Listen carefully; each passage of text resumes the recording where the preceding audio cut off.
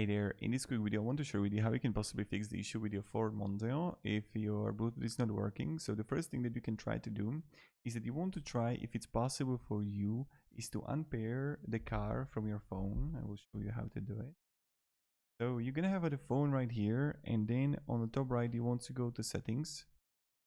Then you're gonna have the connections. Here you're gonna have a Bluetooth, and right there you're gonna have the settings, and there you're gonna have unpair. So press unpair, try to unpair also your phone from the car, and then when you will have it, what you want to do is that really simply you can also try to take the fuse box out.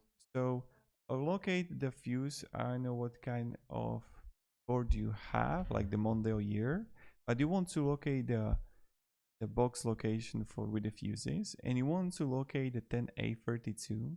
This is a sync, and you want to take it out and wait for about 1 to 2 minutes, and you want to put it back in, and maybe it's going to fix the issue for you. I hope it does. So thank you and have a great day, and goodbye.